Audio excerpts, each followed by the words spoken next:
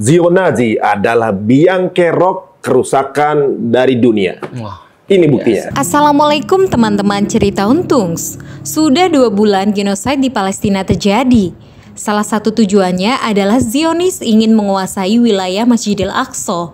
Kali ini cerita Untung mengundang Ustadz Felix Shaw untuk menjabarkan sejarah Masjidil Aqsa dan dari mana silsilah Yahudi Zionis yang saat ini ingin menguasai Palestina. Yuk saksikan kisah lengkapnya hanya di cerita Untungs.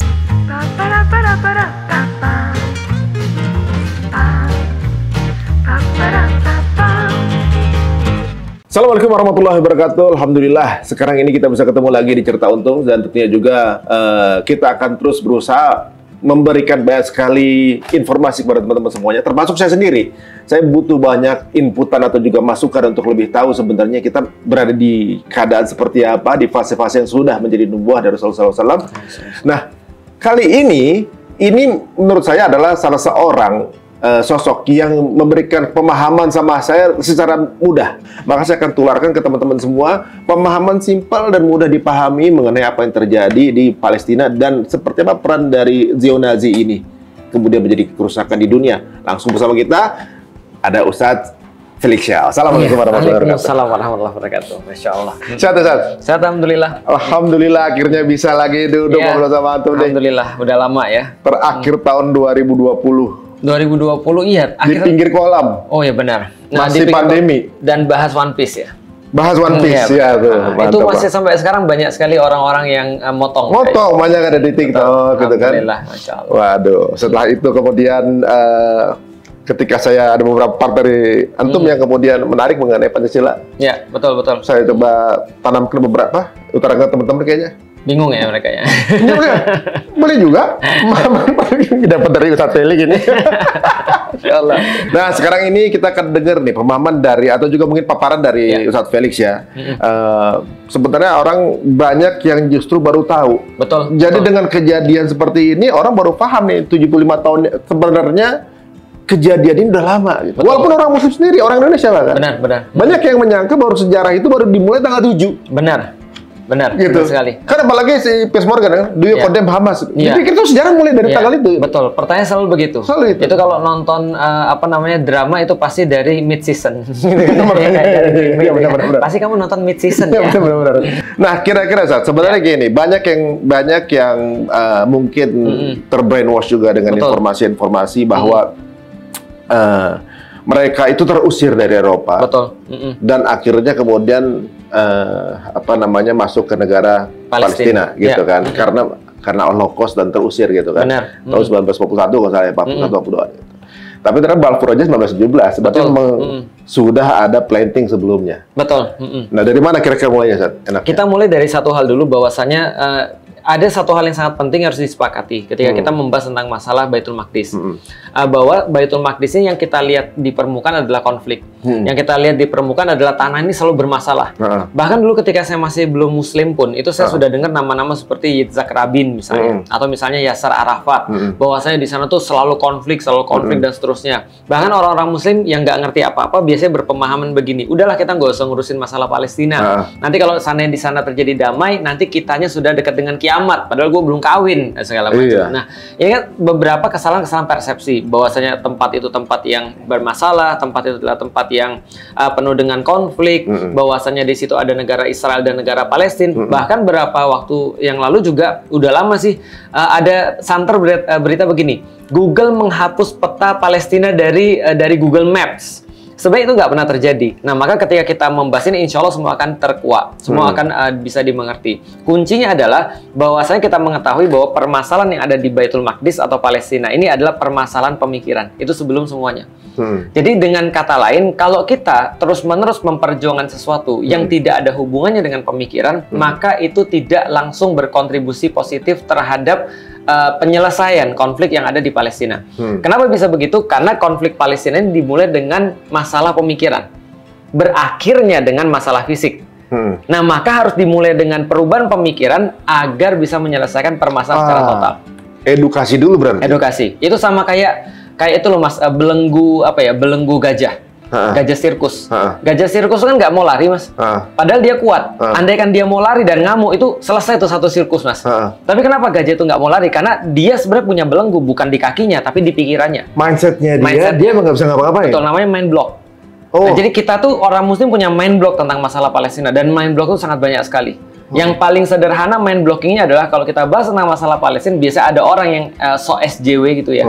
Lalu Anda bilang begini, lu ngurusin urusan orang lain, urusan diri sendiri tuh masih banyak. Coba lihat tuh negeri-negeri sendiri masih banyak perlu bantuan. Ngapain lu ngurusin urusan Palestina? Itu salah satu mind blocking. Oh, narasinya bisa sama ya? Ya betul, karena mind blocking tadi. Karena gini ceritanya, mind blocking itu dimulai dengan cara bahwa orang-orang yang tidak pengen umat Muslim bersatu karena mereka tahu kekuatan Muslim itu terletak pada persatuan, maka mereka bilang pada awal-awal, ini bukan urusan dunia Islam, mohon maaf. Kami cuma berurusan dengan orang-orang Arab.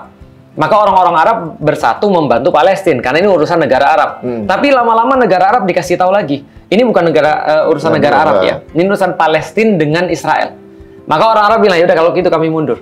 Tapi lama-lama lagi orang-orang dibilang lagi bahwa ini bukan urusan Palestina dan Israel, tapi ini urusan siapa? Antara Israel dengan Hamas. Makin dikecilkan. Makin dikecilkan. Buktinya ada yang bilang, Fatah dan Hamas juga berantem kok. Apa kita nggak tahu posisi itu complicated. Semua orang-orang tuh semua alasannya complicated. Pada complicated mana? Enggak, ini secerah matahari di siang bolong. Bahwasanya ketika kita berbicara tentang masalah Palestina, kita berbicara tentang masalah umat Muslim harusnya. Tapi dikecilkan sampai masalah antara Hamas dan Israel. Maka tulisan sekarang coba lihat, Hamas is ISIS kan gitu kan ya. Hamas is terrorist. Do you condemn Hamas? Kan gitu. Karena seolah-olah masalah antara Hamas dengan Israel, padahal tidak. Harusnya dikembalikan pada permasalahan umat Muslim dengan kemudian orang-orang yang berusaha untuk menjajah. Nah, itu yang perlu, itu pertama disclaimer. Tapi emang itu narasinya memang sudah dibangun jauh hari ya sama mereka untuk di kepala orang-orang, jadi rasanya kayak semacam memang begini keadaannya gitu. Ngomongin Palestina kayak kita orang jahat. Nggak bela Israel berarti kita buruk. Kita nggak suka Israel berarti kita antisemit. Dia membentuk trennya tuh mereka. Itu semua. The war is in our mind. Yang namanya perang tuh di kepala kita, bukan di luar sebenarnya. Karena yang terjadi perang tuh di sini nih. Tapi kalau ini selesai nih, beres. Makanya ada satu quotes yang sangat bagus. If you free the Muslim mind, then they know what to do. Jadi kalau kita cuma cukup untuk membebaskan pemikiran kaum Muslim, semua tuh udah beres. Karena ibarat gini Mas, kita tuh adalah bangsa yang terhormat. Ibarat kemudian kalau kita ibaratkan singa, kita adalah singa-singa yang lagi lapar. Tapi kita ini lagi dikurung. Nah kalau kita sudah bebasin kurungan itu, terus di situ ada misalnya contoh misalnya ada apalah misalnya ada rusa kayak atau misalnya ada babi misalnya segala macam, itu pasti akan dimakan. Nah, jadi gimana cara supaya nggak dimakan ya? Berarti dikurung. Nah berarti kita tinggal membuka penjara pemikiran itu. Oh, jadi emang tugasnya adalah mengedukasi. Ya, tapi dari kemarin-kemarin dulu kita kalau ada konten yang seperti ini nih, selalu algoritmanya kita merayap saat maksudnya. Nah, tapi sekarang nih atau kayak Allah lagi memberi leverage ya buat orang jadi kayaknya gini ya, Allah memberikan keadaan di mana orang jadi pengen tahu. Benar. Itu blessing in disguise. Kita nggak mau mengatakan bahwa kita senang dengan kondisi ini, tapi ini blessing in disguise. Bahwasanya apa yang mereka lakukan di sana itu membuka pandangan orang-orang Muslim, menutupnya mata-mata orang di sana itu membuka lebih banyak jutaan orang-orang Muslim di seluruh dunia untuk percaya dengan ini, untuk yakin, untuk mempelajari ini. Kalau bahasanya juga darah orang-orang di sana itu menyinari kita semua untuk lebih tahu tentang sesuatu. Nah, maka kalau kita konsisten di situ, maka kalau kita berbicara tentang contoh misalnya bantuan secara donasi itu bukan solusi. Tapi itu adalah bagian daripada kepedulian kita dan kewajiban kita untuk membantu. Tapi bukan solusi. Boykot itu bukan solusi. Tapi adalah bagian daripada diri kita untuk menjaga kewarasan diri kita. Karena kalau kita udah lihat saudara kita dibunuhin, kita masih kemudian kita bisa ganti produknya, kita nggak mau ganti nih, itu berarti kitanya nggak waras. Kita yang jadi gila gitu maksudnya. Karena kita bertentangan dengan apa yang kita yakini kan gitu. Berarti kita yang butuh ya? Betul, kita yang butuh. Nah, tapi yang sebenarnya menjadi solusi adalah justru membahas yang kayak gini. Karena inilah yang kemudian berhubungan secara langsung dengan permasalahan yang terjadi. Kata orang bilang, enggak, permasalahan telah diselesaikan dengan jihad. Benar jihad, tapi masalahnya jihad itu nggak hanya jihad. Kalau kita jihad ke sana, misalnya, tapi kita nggak memahami problematika pemikiran ini, maka kita akan berakhir sama dengan orang-orang yang nanti akan dipecah belah. Karena mereka pergi ke sana tidak dengan pemahaman yang sama. Maka Rasulullah itu secara logik, secara historis, Rasulullah itu menyampaikan pada kaum muslimin pendidikan selama 14 tahun tentang masalah Baitul Maqdis. Setelah 14 tahun mendidik mereka, 2 tahun Rasul menempuh dengan jalur politik. Nah, setelah itu 2 tahun Rasul menempuh dengan jalur jihad fisabilillah. Artinya 14 tahun ini jangan dilupakan ini dari antara 18 tahun sepanjang perjuangan Rasulullah itu 14 tahun dihabiskan dengan edukasi. Sangat luar biasanya adalah Rasulullah tidak menyaksikan nih ketika bebas. Kan di zamannya Umar bin Khattab. Maka tidak menyaksikan ketika Baitul Maqdis bebas, tapi inisiasi itu sudah dilakukan oleh Rasulullah ya 18 tahun. Kira-kira seperti itu. Ada pola yang sama, Saudara? Ada pola yang sama. Umar secara edukasi kemudian mampu merebut Baitul Maqdis. Betul, 14 tahun. Salahuddin juga begitu juga. Itu puluhan tahun. Jadi kalau Rasulullah 23 tahun total, maka Salahuddin itu sekitar 89 tahun. Nah, sekarang coba ya polanya 23, 89. Intervalnya akan begitu, berarti kita lebih lama lagi dong mestinya. Ini 3 kali lipat ke bawah. Masa kita 3 kali lipat? Jangan lah ya. Jangan lah ya. Kan sekarang udah teknologi, misalnya lebih cepat. Betul, Gitu. Harusnya. Karena keikhlasan sebenarnya. Tapi nanti pola-polanya akan kita lihat. Tapi sebenarnya yang paling penting adalah kita harus tahu bahwasanya kalau kita serius pada problematika Baitul Maqdis atau Palestina, maka keseriusan yang paling besar itu adalah dengan memahami. Dengan mengetahui ilmu dan makrifat tentang masalah Baitul Maqdis. Dan ini dilakukan oleh Rasulullah. Maka kalau sudah dilakukan oleh Rasulullah, jangan dikecilkan. Ya. Maka ini penting banget. Jadi kira-kira begitu. Fadol, silakan dimulai. Nah, kalau itu kita coba sedikit ini aja ya, ngobrol-ngobrol. Pertama, ini gambar Baitul Maqdis, Mas. Ya. Dan sebelum kita belajar tentang Baitul Maqdis ini, kita harus tahu dulu ini kondisi tentang yang namanya Palestina. Jadi, kalau kita bicara tentang Palestina, maka Palestina pertama-tama bukan negara. Kalaupun dia ada flag, dia ada bendera, itu bukan bendera negara. Karena Palestina tidak diakui sebagai negara. Contoh misalnya, Palestina tuh nggak punya tentara. Yeah. Palestina nggak punya mata uang. Nah, berarti dia tidak memiliki apa yang harusnya dimiliki oleh sebuah kedaulatan itu dia nggak punya. Karena skrutininya tuh masih dari Israel. Dan yang dimaksud dengan pemerintahan otonom Palestina, yang di PBB cuma punya hak datang aja, tapi nggak boleh ngomong, nggak boleh punya hak dengar gitu kan ya. Nggak punya hak untuk didengar. Itu adalah wilayah di West Bank itu. Jadi ada dua. Pertama ada West Bank, ada Gaza. Seringkali kalau orang bicara tentang Palestina, mereka kira Palestina itu seperti sebuah negara. Enggak. Palestina itu ada dua, West Bank sama Gaza.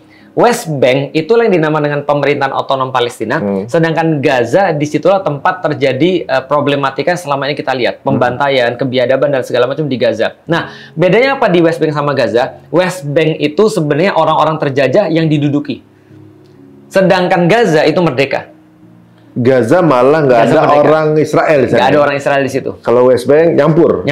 Mereka batasin dengan tembok-tembok, mereka kasih checkpoint dan segala macam sehingga mereka ke sana tuh harus susah, dikasih kemudian pengawasan tertentu, itu semua di West Bank.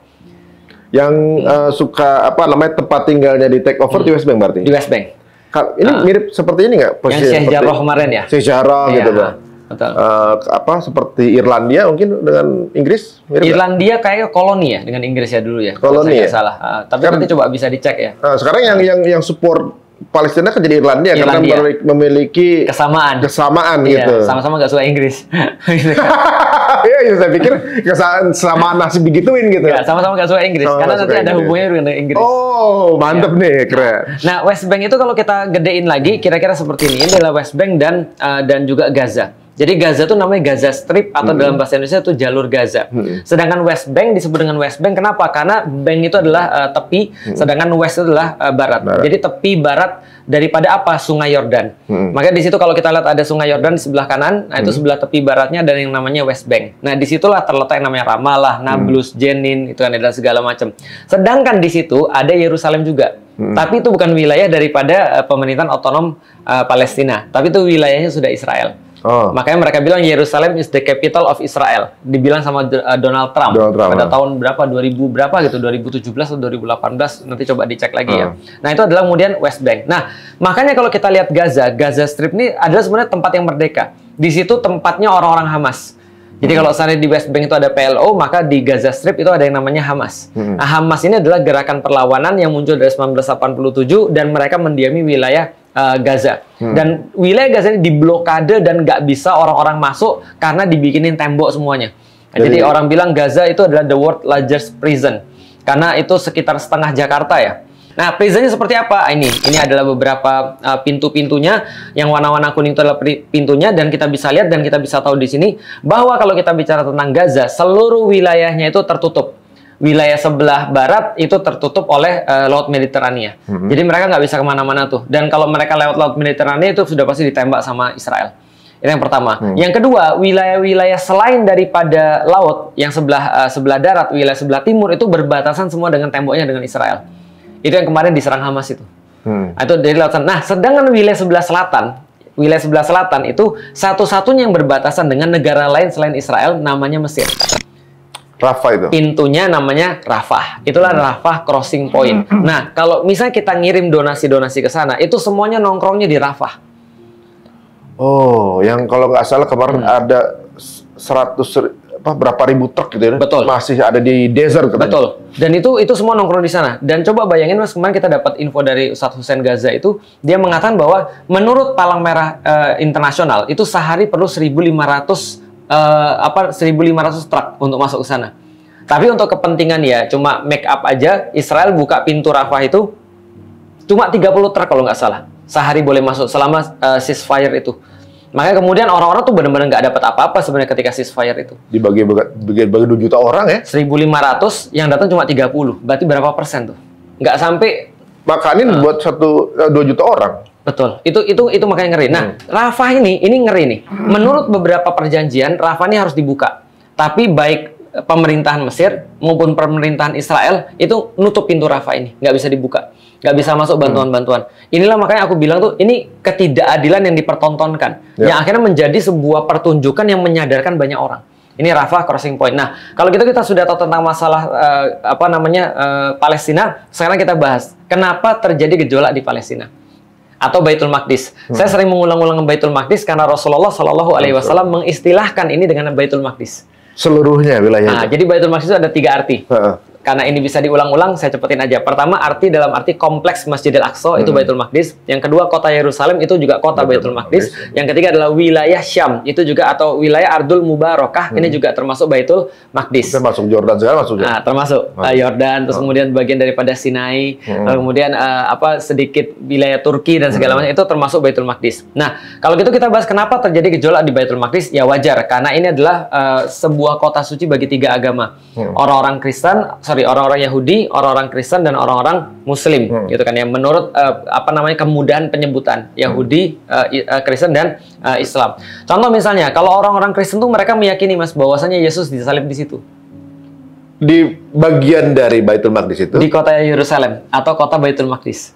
Namanya Bukit Golgota. Oh. Nah, di situ kemudian dibangun satu gereja, namanya Gereja Makam Kudus. Nah, ini gerejanya, ini Gereja Makam Kudus dibangun di sana. Di situ ada salib yang mereka yakini sebagai tempat penyaliban Yesus. Salib yang sama. Salib yang sama, mereka yakini. Ya, kalau kita nggak berhak untuk mencampuri ya. Dan di situ juga mereka yakini ada tempat perjamuan terakhir. Jadi sebelum Last Supper, betul. Ini juga sama bagi orang-orang Yahudi. Orang Yahudi meyakini sebagai tanah terjanji bagi mereka.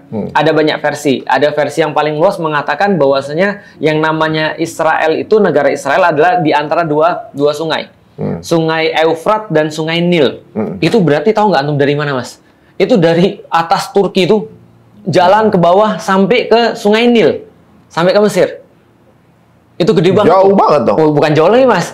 Itu gede banget. Makanya orang-orang Libanon tuh deg-degan juga. Karena mereka ketika di awal, nanti kita akan belajar, ketika mereka awal mendirikan negara, mereka sudah jelaskan referensi mereka adalah kitab suci. Maka wilayah kami nanti, mereka katakan, itu sebagian Libanon, Sinai yang punya Mesir, Suriah, dan juga nggak menutup wilayah-wilayah lain. Jadi ibaratnya kalau ini Gaza takluk, habis. Proyeksi berikutnya ke mereka tuh. Makanya mereka bilang gini, kalau Gaza berhenti untuk menyerang, maka semuanya mati. Kalau Israel berhenti menyerang, terjadi kedamaian. Jadi beda. Kalau Gaza mempertahankan serangan itu untuk membuat dia hidup, sedangkan Israel itu melakukan serangan untuk membuat orang mati. Jadi kalau Gaza serang orang untuk hidup, ini untuk buat orang mati. Jadi bomb to take lives gitu. Ya, betul. Kalau si Palestina, ya, preserve life. Preserve life. Jadi kira-kira, nah jadi ini adalah tanah terjanji bagi mereka menurut beberapa kitab-kitab mereka. Nah inilah, jadi kepentingan 3 agama sudah jelas banget lah. Nah ini adalah sedikit tentang namanya kompleks Masjidil Aqsa atau Baitul Maqdis. Jadi Baitul Maqdis itu seluruh wilayah ini? Seluruh wilayah ini. Makanya aku tunjukin ini gambar yang salah. Oh, ini salah? Salah. Lihat tuh, ada Al-Aqsa Mosque. Coba lihat tuh. Ada yang warna kuning, itu adalah Dome of Rock. Ada yang warna abu-abu, itu adalah Al-Aqsa Mosque. Tapi banyak yang punya perasaan begitu bahwa sama aku juga. Abu-abu itu baru Al-Aqsa tuh. Iya, dulu aku lihat kan, oh namanya Al-Aqsa itu yang warna emas. Oh salah, bukan itu. Tapi yang warna abu-abu. Ternyata setelah kita cari tahu, yang sebenarnya namanya Masjid Al-Aqsa adalah satu kompleks. Kayak Masjidil Haram semuanya itu. Satu kompleks. Bapakku langsung protes dong.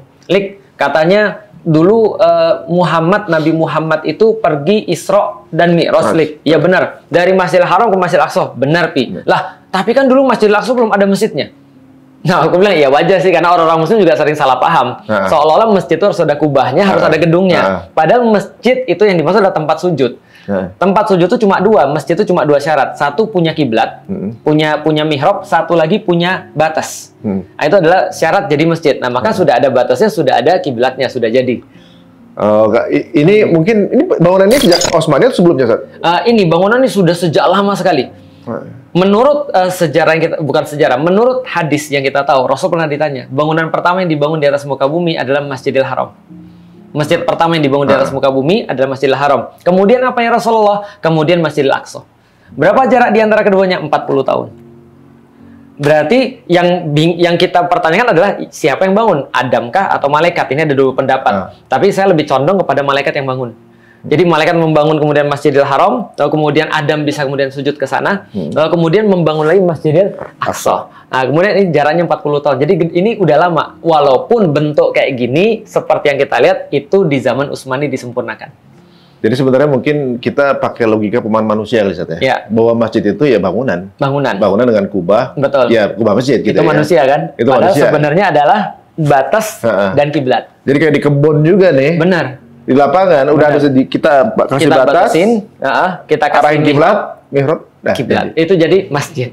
Itu Masjidil Aqsa. Ini sama seperti pemahaman. Nah, Islam baru ada sejak Nabi Muhammad. Ya. Dan kita sendiri memahami sejak Nabi Adam juga udah. Nah, kalau itu nanti ada pembahasan tiga pembahasan. Ada pembahasan Islam secara lugoh, Islam secara kata-kata, yaitu ada selamat. Ada pembahasan Islam secara agama para nabi, yaitu adalah Islam dari Adam sampai dengan Nabi Muhammad. Ada Islam dalam bahasan agama khusus yang diturunkan pada Nabi Muhammad. Nah, karena ini kita harus pakai term yang apa ya, detail, karena nanti kalau kita bilang Nabi Adam itu adalah Islam juga yang sekarang, berarti Nabi Adam diwajibkan seperti sholat kayak kita, enggak juga. Tapi agamanya para nabi adalah agama Islam. Nah, jadi harus ada 3 term. Jadi itu juga sama tuh. Nah, jadi kita belum bikin sesi lagi nih. Nah, ini namanya tembok ratapan. Tembok ratapan ini adalah tembok yang diyakini oleh orang-orang Yahudi sebagai peninggalan terakhir daripada Haikal Sulaiman. Kenapa akhirnya di ratapan nih? Jadi beratap situ. Kalau mereka semacam kayak nostalgia. Jadi kayak kita pergi ke sekolah lama gitu, Mas. Oh, dulu aku pernah di sini tuh, nembak pacarku di sini ya, kira. Walaupun ini nggak bicara halal dan haram ya. Aku dulu pernah di sini minum es. Jadi kayak nostalgia. Nah, sehingga mereka meratapi bahwasanya terjadi kehancuran pada orang-orang mereka. Kemudian mereka melihat ini adalah semacam kayak ya nostalgia. Memorabilia aja. Iya, semacam kayak kenangan ya. Sehingga mereka meratapi nasib-nasib mereka dan mereka anggap sebagai bagian daripada ibadah. Nah, dan ternyata bukan hanya orang-orang Yahudi nih yang kesini nih, tapi yang merasa Yahudi juga kesini juga. Banyak tuh. Kalau Nasrani nggak bagian kan sebenarnya ini? Nah, ternyata juga mereka sekarang juga begitu.